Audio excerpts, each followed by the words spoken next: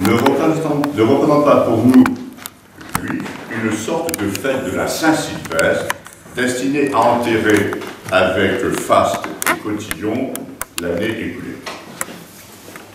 Au contraire, bien au contraire, nous abordons l'une de nos fêtes solennelles les plus importantes. Au cours de ces 2 journées, souvent longtemps, c'est aussi 2 jours, Pessah, 8 jours, donc autour de l'une de nos fêtes les plus solennelles, au cours de ces 2 journées, chaque juif analyse son action passée et en tire les enseignements en vue de faire sa teshuva, c'est-à-dire son repentance, afin d'améliorer son comportement et de préparer l'année à venir. Au cours de cette période, il nous est conseillé de solliciter les personnes avec lesquelles nous aurions pu avoir quelques échanges un peu vifs, peut-être tumultueux, et également à réparer les erreurs commises pendant l'année. Cet examen de conscience doit s'effectuer avec le plus grand sérieux et notre teshuva, notre repentir avec la plus grande sincérité. Car 10 jours après, le Yom Kippour, le jour du grand pardon, notre sort est scellé par la justice divine, et ce, pour presque toute l'année, presque, parce qu'on peut encore négocier, vous savez. En tant que responsable communautaire, nous regardons toujours avec humilité et lucidité les actions qui ont été menées pendant l'année écoulée. Notre communauté a retrouvé ses activités festives habituelles, comme les repas communautaires, les seudot, les kiddushim, les kiddush du Shabbat. Et nous avons une nouveauté, un changement important. Isaac, notre 22e rabbin, depuis 1862, notre communauté a été créée ici en 1860, le premier rabbin a été nommé en 1862.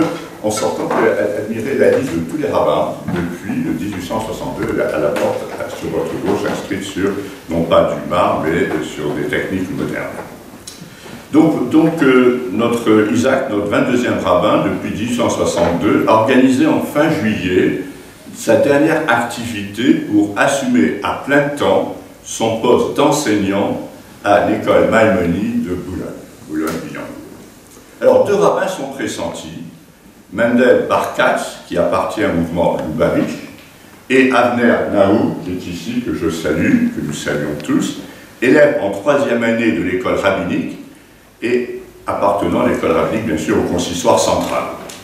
Son entrée tardive dans notre école s'explique par un passage par l'université de Paris 7, où il a obtenu une licence de lettres et où il a obtenu un diplôme de journaliste. Et donc, tous 2 vont se partager les offices jusqu'à la fin de ce mois-ci, mois d'octobre, donc après Kippour, il y aura les fêtes de Sukkot, et ensuite la communauté va élire son rabbin, comme on élit le président, le pape aussi, c'est plus secret le pape, hein. Et donc le nouveau rabbin sera élu également selon nos règles habituelles. Ces changements s'effectuent à un moment charnière pour notre communauté. En avril dernier, nous avons créé dans nos locaux une épicerie communautaire cachère, afin d'assurer à toutes nos familles des produits alimentaires conformes aux lois halachiques. Le grand rabbin de France, Haïm Korsia, a inauguré cette épicerie, et on peut dire que son fonctionnement dépasse nos espérances. Effectivement, c'était un véritable besoin. Nous allions sur Paris, sur Bordeaux, nous commandions également par correspondance un sous-vide avec différents colis réfrigérés. Et donc, si vous voulez, cette épicerie répond à un besoin et nous avons là des résultats très positifs. Mais l'œuvre que nous poursuivons depuis bientôt 4 ans, eh bien, parvient enfin à se concrétiser. Il s'agit du mikvé, ou bain rituel. La purification, je rappelle sur le rôle de l'eau dans la Bible, sinon on ne pourrait pas comprendre l'importance du mikvé. La purification par l'eau est présente dans la Torah. Elle a été reprise par le Nouveau Testament. La Nouvelle Alliance, me disiez-vous, Madame le Pasteur, hein? L'ancienne étant quand même importante, la première, vous savez. Et puis aussi par le Coran, dans le Coran. Alors, c'est vrai que dans la région juive, le lavage des mains est préconisé à plusieurs moments de la journée, pratiquement quotidiennement. De plus, les épouses doivent se tremper dans un bain rituel ou mikvé chaque mois après les périodes menstruelles, et les hommes plusieurs fois par an, à la veille des grandes fêtes, notamment les fêtes Rosh Hashanah Kippour. Là, c'est pratiquement la baignade générale. Cette purification par l'eau a été reprise par les chrétiens lors du baptême, et chez les musulmans, notamment avant les prières. Les ablutions sont très importantes avant les prières. Enfin, à Tours, notre mikvé se concrétise. En octobre, nous allons quitter ces lieux pour nous installer au centre communautaire, qui est pas très loin. Pendant la durée des travaux, on dit toujours 4-5 mois, je pense que 5-6 mois, nous ne serons pas loin des véritables délais. Et le bain rituel est prévu juste derrière notre synagogue, dans la cour, d'où l'importance de quitter la synagogue afin de laisser les entreprises intervenir librement. En novembre, la cour actuelle sera totalement détruite, et en décembre, sous une nappe, comme la nappe phréatique se trouve à 1,20 m du sol, sera construite une dalle de béton qui va être supportée par 8 pieux qui vont reposer, eux, sur le sol dur. Un travail de titan. Et on pense qu'à partir de janvier, commencera la construction proprement dite du bâtiment du mikvé. Dans l'histoire, ces pratiques de simple hygiène, ritualisées par des règles rabbiniques et bibliques, ont été la source de bien des drames. Tout près de nous, à Chinon, je cite souvent cet exemple parce qu'il est proche de nous, alors que la population non juive était touchée par la peste, les juifs l'étaient beaucoup moins, ils l'avaient souvent, et on les a accusés effectivement d'avoir empoisonné les fontaines, puisqu'ils résistaient un peu mieux que les autres, et 160 juifs accusés d'avoir pollué ces fontaines et les sources de la ville furent brûlés vifs en août 1321 sur une île de la Vienne qui a été longtemps appelée l'île aux Juifs. Et là, ce scénario s'est reproduit à travers toute l'Europe, tout au long du Moyen-Âge, avec des milliers de victimes. Nous n'allons pas énumérer tous les massacres et pogroms qui ont frappé les Juifs depuis la naissance du christianisme. Un ouvrage publié par la Conférence des évêques de France intitulé « Déconstruire l'antijudaïsme chrétien » présente cette triste période. L'ouvrage se place dans la dynamique de Nostra Aetate, dont nous avons célébré à Tours, avec juifs et chrétiens, nous avons célébré à Tours, en 2015, les 150 ans de Nostra Aetate. Donc cet ouvrage, Déconstruire l'antijudaïsme chrétien, offre plusieurs intérêts. Il présente d'abord les clichés les plus communément répandus, hélas encore aujourd'hui, chez un certain nombre de personnes, lesquels clichés, au cours de l'histoire, ont abondamment nourri l'antijudaïsme chrétien, qui lui-même a servi de terreau à l'antisémitisme. Le Service national des relations avec le judaïsme, qui est à l'origine de ce document, devra rapporter une double précision. La première, je le cite, « L'Église qui réprouve toutes les persécutions contre tous les hommes, quels qu'ils soient, ne pouvant oublier le patrimoine commun qu'elle a avec les Juifs. » La seconde, je cite toujours, « Ce livre qui souhaite lutter contre les fléaux est un combat toujours d'actualité, un impératif moral et spirituel. » Donc, toujours d'actualité, effectivement, un combat toujours d'actualité. Un colloque sur l'antisémitisme organisé par le groupe Renaissance le 11 septembre dernier et qui a attiré plus de 200 participants à l'Assemblée nationale, Saint-Colbert. Au cours de ce congrès, il a été précisé que l'antisémitisme n'est pas propre aux Juifs, mais a un caractère universel. En effet, est-il rappelé, la tragédie de la Shoah ferme la porte à l'idée selon laquelle l'antisémitisme pourrait être une discrimination comme les autres. Lors de cette journée, Marc Nobel, historien de l'antisémitisme bien connu, a reproché à la gauche d'ignorer l'antisémitisme qui provient des quartiers et d'avoir laissé à l'extrême droite le plaisir de récupérer la lutte contre l'antisémitisme à son compte dans une énorme hypocrisie.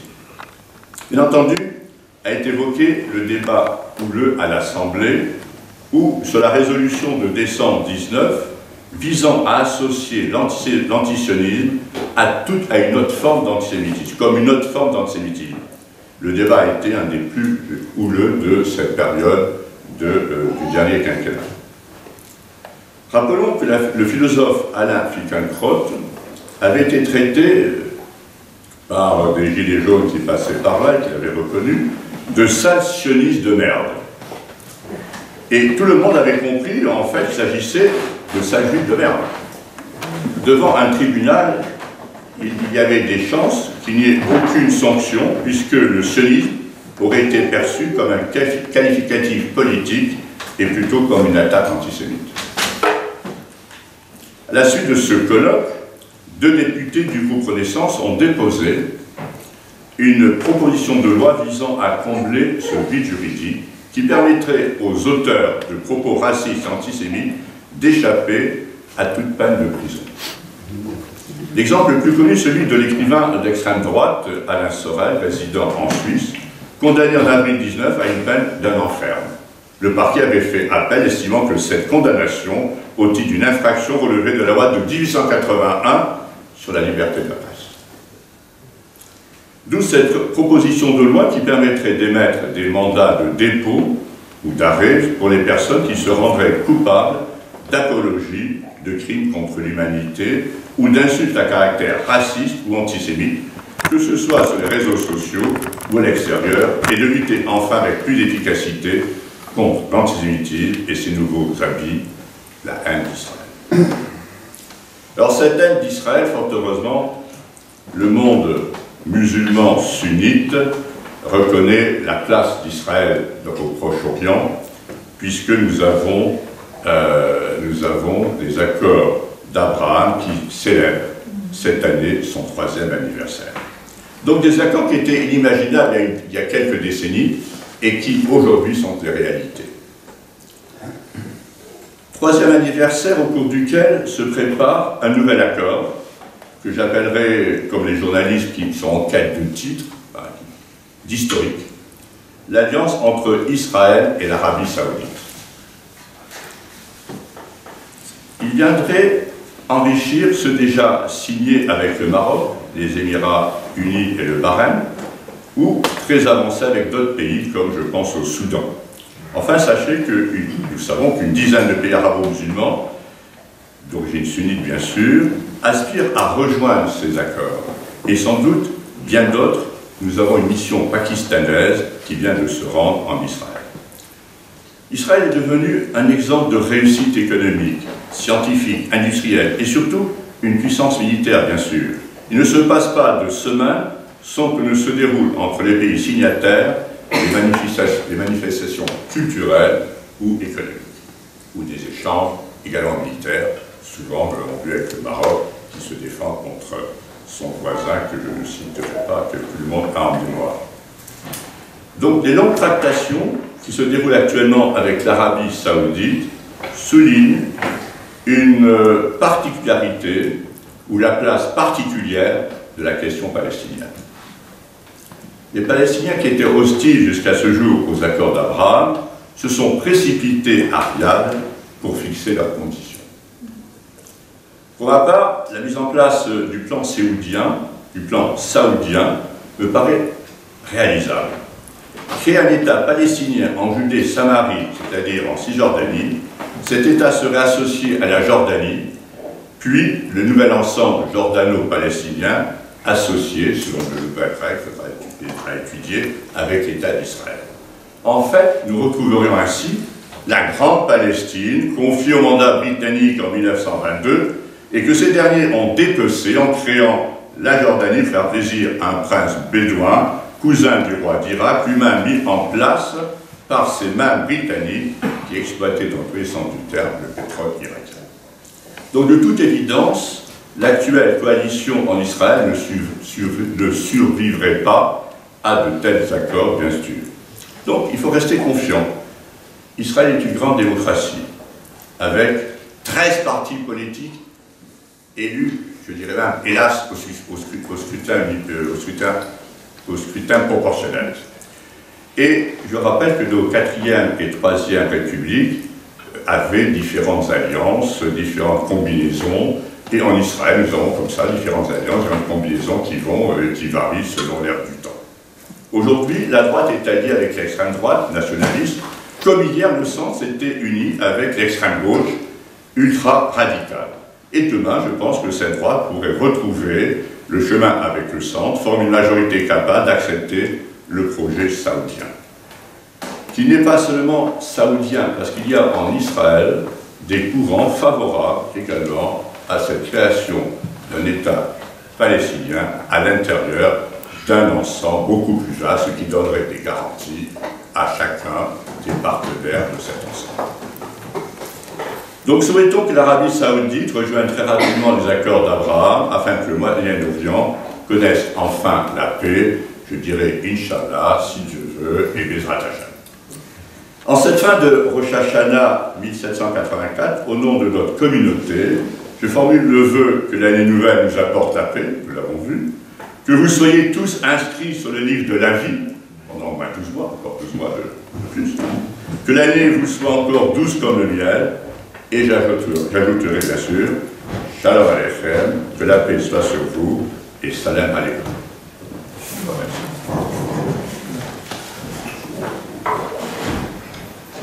Je vais donc appeler notre ami